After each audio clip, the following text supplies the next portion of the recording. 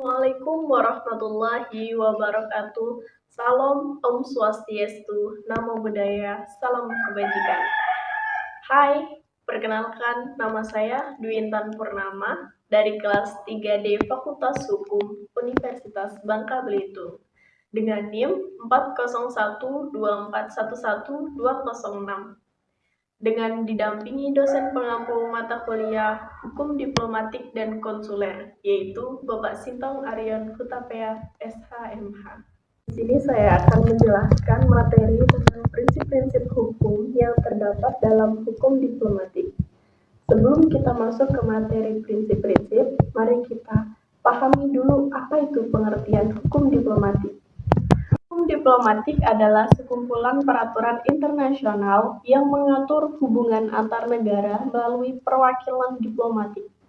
Prinsip-prinsip ini penting untuk menjamin kelancaran komunikasi dan kerjasama antar negara, serta melindungi individu-individu yang terlibat dalam misi diplomatik. Kita akan masuk ke dalam materi prinsip-prinsip hukum yang terdapat dalam hukum diplomatik. Yang pertama ada prinsip persetujuan bersama atau mutual consent. Prinsip ini adalah fondasi dari seluruh hubungan diplomatik. Artinya, tidak ada negara yang bisa memaksakan kehadiran misi diplomatik di wilayah negara lain tanpa persetujuan. Ada dua tahap utama dalam prinsip ini. 1. Persetujuan pembentukan hubungan diplomatik, yaitu kedua negara harus secara eksplisit menyetujui untuk saling membuka kedutaan atau misi diplomatik. Ini seringkali dilakukan melalui perjanjian. Yang kedua, ada prinsip kekebalan atau immunity. Prinsip kekebalan adalah salah satu pilar utama hukum diplomatik. Prinsip ini memberikan kekebalan kepada diplomat dan properti misi diplomatik dari yurisdiksi hukum negara penerima. Ada dua jenis kekebalan utama.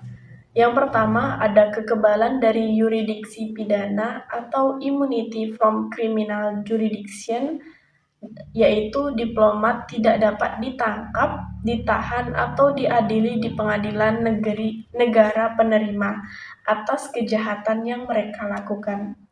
Tidak peduli beberapa seriusnya kejahatan itu, jika seseorang diplomat melakukan kejahatan, negara penerima dapat memintanya untuk ditarik kembali ke negara asalnya dan di sana ia dapat diadili. Kedua, ada kekebalan dari yurisdiksi perdata atau immunity from civil jurisdiction, yaitu diplomat juga kebal dari tuntutan perdata di pengadilan negara manapun atau di negara penerima, kecuali dalam beberapa kasus spesifik seperti gugatan terkait properti pribadi atau aktivitas profesional di luar tugas resmi. Yang ketiga, ada prinsip inviolabilitas atau inviolability. Prinsip ini menjamin bahwa diplomat, kediaman diplomatik, arsip, dan properti misi diplomatik lainnya tidak dapat diganggu-gugat oleh otoritas negara penerima. Hal ini berarti diplomat tidak dapat digeledah, ditangkap, atau ditahan secara sewenang-wenang. Negara penerima wajib mengambil semua langkah untuk melindungi diplomat dari serangan atau gangguan. Ada prinsip non-intervensi. Prinsip non-intervensi mengharuskan para diplomat untuk tidak mencampuri urusan dalam negeri negara penerima. Tugas seorang diplomat adalah mewakili negaranya, bernegosiasi, dan melindungi kepentingan warganya, bukan ikut campur dalam politik domestik negara tempat mereka bertugas. Pelanggaran terhadap prinsip ini dapat menyebabkan diplomatik tersebut dinyatakan sebagai persona non grata atau orang yang tidak diinginkan, dan ia harus meninggalkan negara tersebut. Yang kelima, ada prinsip timbal balik.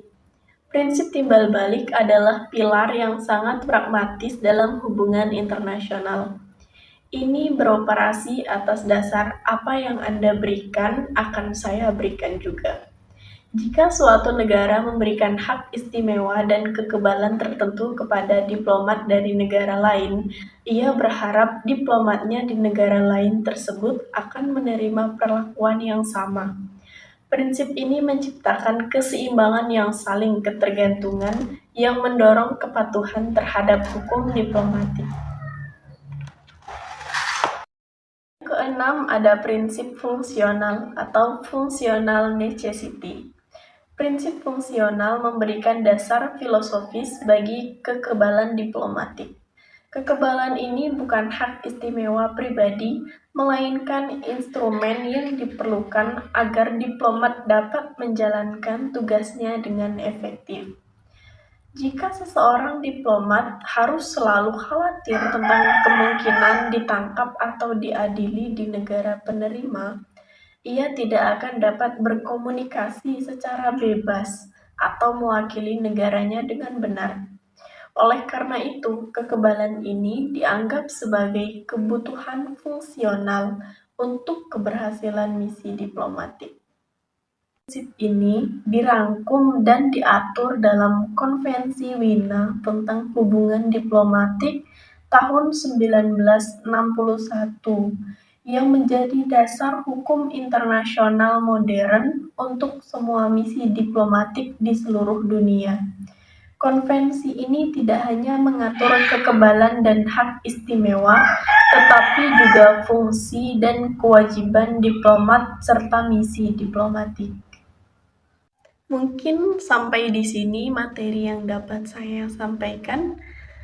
Terima kasih buat kesempatannya dan semoga kita semua bisa memahami materi ini bersama dan materi ini dapat bermanfaat untuk kita semua. Terima kasih semuanya. Wassalamualaikum warahmatullahi wabarakatuh. Selamat masuk.